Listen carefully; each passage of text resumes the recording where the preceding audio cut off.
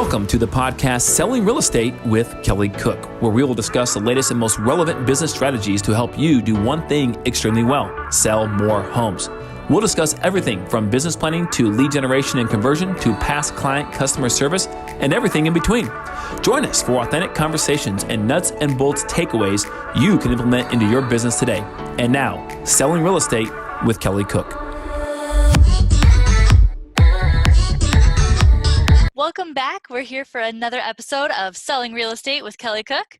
We have Kelly Cook himself in the house.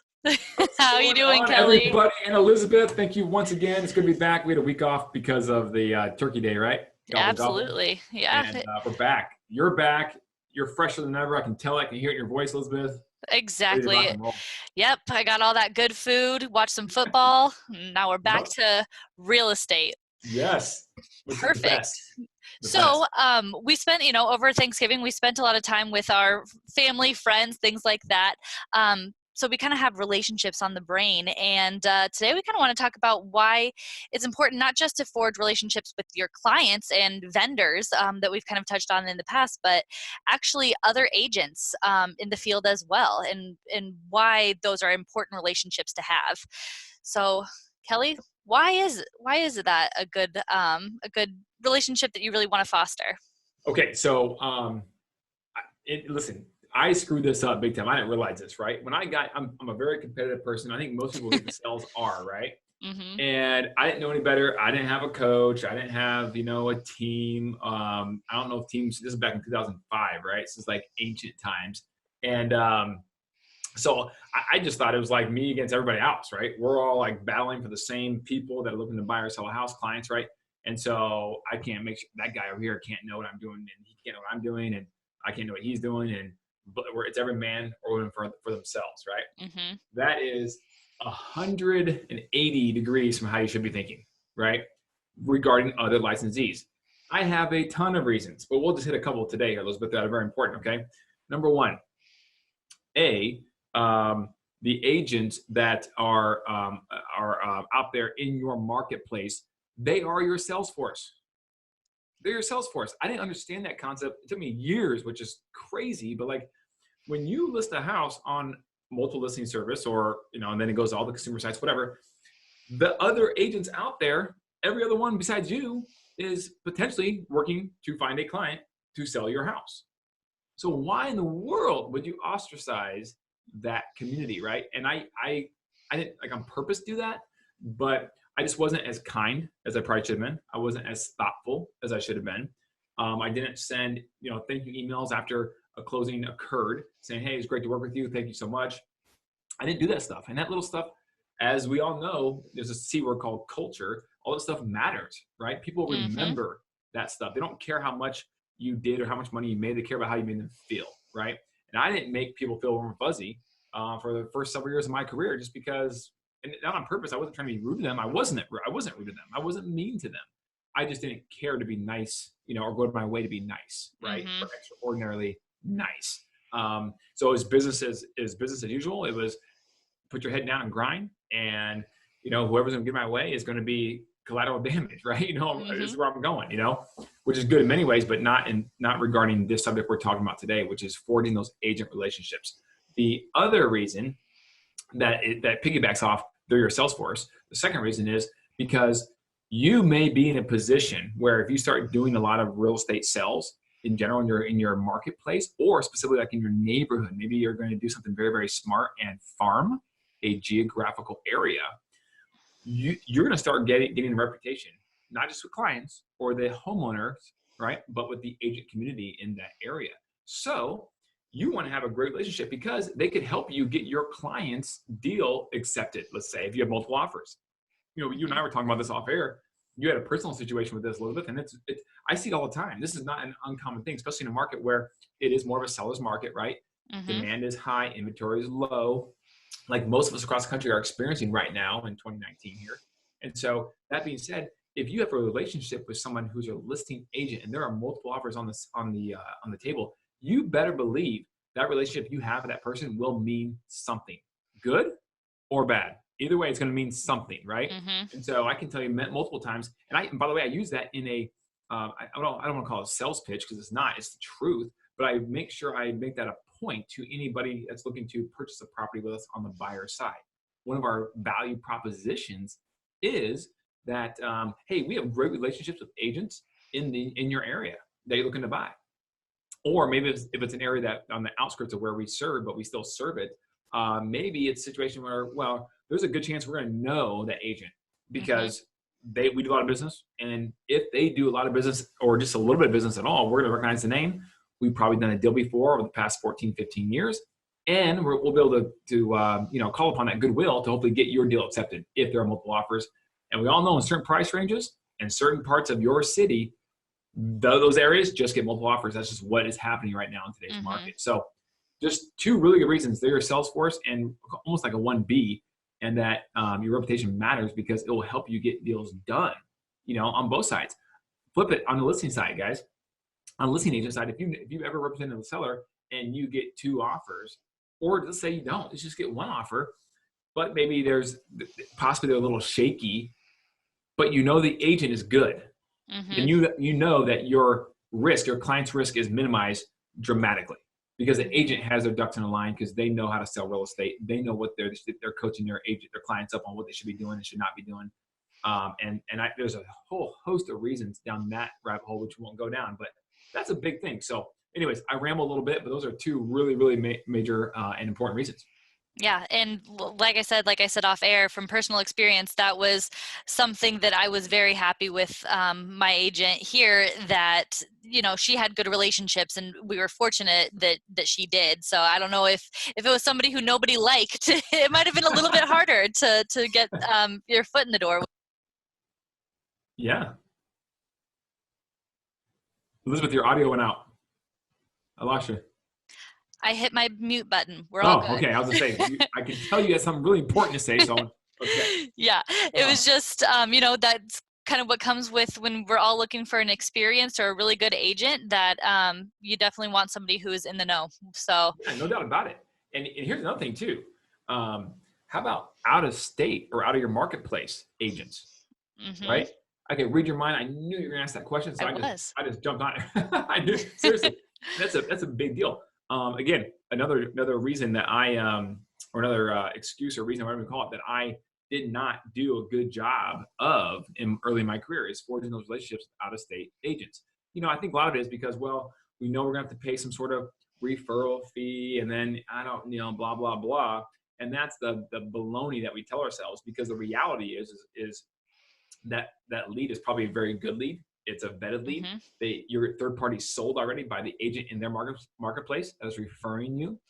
There's a whole host of reasons. And so therefore you have less upfront work to do that is well worth your time of that 25% or 20%, whatever it is you may be paying on the referral fee, 30%, whatever it is in that range, right? So now when we go to real estate conventions and nationwide conventions, that kind of stuff, you better believe I am handing out cards and I am taking cards. And then I come back to my office, and myself or someone on our staff here will then input that agent's name, where they're from, all their contact info into our database. And we then now drip on them, again, another system, we drip on them throughout the year, just touching base. And so our system right now, just so all the listeners out there, is to send a mass email that's personalized in terms of their name, because obviously technology can do that now, right? Once every 2 months, or about 6 to 8 weeks, okay? And it's just an email about anything, real estate or not. Like in Phoenix, we live in a destination city here down in Phoenix. So we will talk about, hey, this month we got spring training going on in baseball, and here's some cool stats on spring training, blah, blah, blah. Nothing about real estate. But what it does is keep your name as an agent top of mind with them. Because here's the thing, Elizabeth, we all think we go to the convention, we had a great rapport, maybe we both like some common interest, right? And so we're having a coffee, whatever, and we're chatting it up, and things going great. We exchange cards, and we all certainly agree that refer each other. But then what happens is a year goes by, and all of a sudden they have a referral for Phoenix. And they go, oh my gosh, I have a great agent. Who is that person? I can't remember that person's name, because it's been too long. And they lost the card, whatever, they threw it away, whatever it is, right? And then that's it. So you got to keep in front of them with a system, a mass email, text messages, video email, whatever it is. You got to do that. So that's a big thing, guys. And the light bulb went off for me on this about 6 years ago or so, when an agent out of California was giving a talk and some training or whatever, and he goes, yeah, we know our team did about 200 units last year, and I think he said something like 70% or 60%, it was over half of their units closed came from, specifically from agent out-of-state referrals. Like, hello. That's huge. Big opportunity. And if you're with a bigger company like a Keller Williams, like we happen to be, or, you know, a Coldwell Banker, or pick your company. If it's a more nationwide or national company, then you already have a built-in camaraderie or common interest amongst all these people. So like when you go to that national convention, go there and network, meet some people, you know, then find a way to stay in front of them in the future. Yeah, you got to work not just your past clients for those referrals and things, but yeah, other agents too. So huge. Awesome. Well, I'm glad that we got that topic done, because I think that is a common misconception, as you mentioned in the beginning, is, you know, you view them as your competition, but yeah, they're your sales force and they can help you out. So totally. Absolutely. And there's even people, even one more thing is there's agents within your marketplace, right? You know, let's say it's a big city like Phoenix. Well, you might have somebody who doesn't want to work a certain side of the town, right? It's not worth it to them. So they will refer within their own MLS or own marketplace, which is awesome, right? And then there's people in a small town. I've seen this. I've heard of this. People in a small town where, you know, they could geographically serve it, no problem, but maybe they only do luxury homes, or maybe it's a newer agent who just has never done a luxury home. And they're going to find that luxury agent that's 5 minutes down the street, and they'll gladly refer it to you. Now, if they're smart, they would want to, like, you know, learn, and maybe you pay them a little extra, or maybe not, but they tag along and learn, right? They're smart. But regardless, that's still a way to get a referral. Even in a small town, it's not always about distance traveled or geography, right? So it's just, and here's the thing, be nice to people, be nice to everybody, right? Take the extra time, the moment to say thank you. Really appreciate it. You mentioned just sending like an email afterward is a good way to start kind of building those relationships. So let's recap what we talked about here. Yeah. So number one, you have your sales force, right? You want to be nice to agents and gather that great reputation, because they're your sales force, okay? Which will then help you have a great reputation and help, obviously, you sell more properties and get deals accepted, et cetera, et cetera. Number two, out-of-state agents, right? Whether they're, or out-of-marketplace agents, agent referrals, or even within marketplace, right? Referrals, but they're agent to agent because of specialty within a certain niche, okay? That's number two. Number three, then we haven't talked about, we'll touch on really quick, is recruiting. You may be an owner of a brokerage. You may not, but you may be an agent within a brokerage where the brokerage has some sort of incentivized plan for you to be able to bring agents on your brokerage. You might be an owner of a team, or maybe just on a team where your team incentivizes you to bring people on to the team.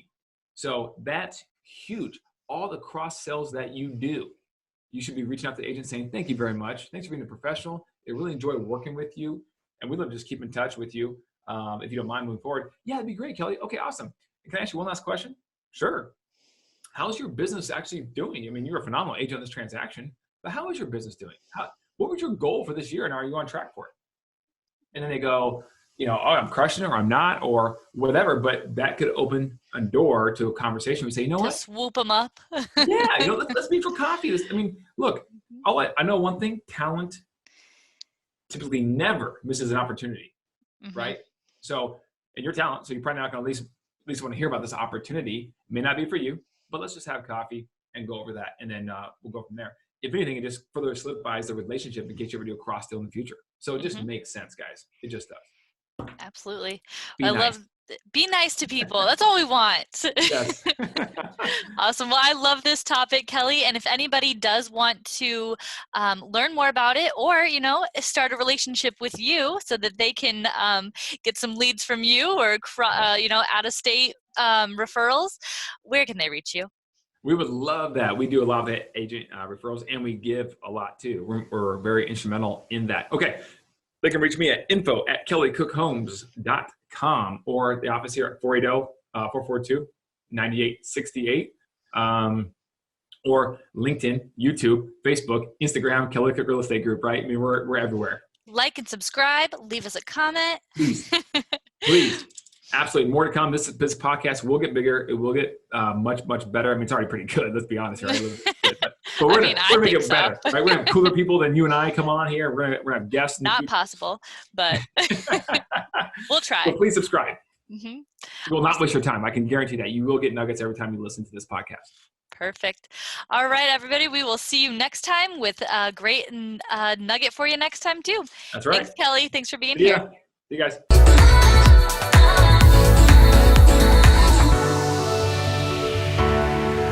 Welcome to the podcast Selling Real Estate with Kelly Cook, where we will discuss the latest and most relevant business strategies to help you do one thing extremely well: sell more homes.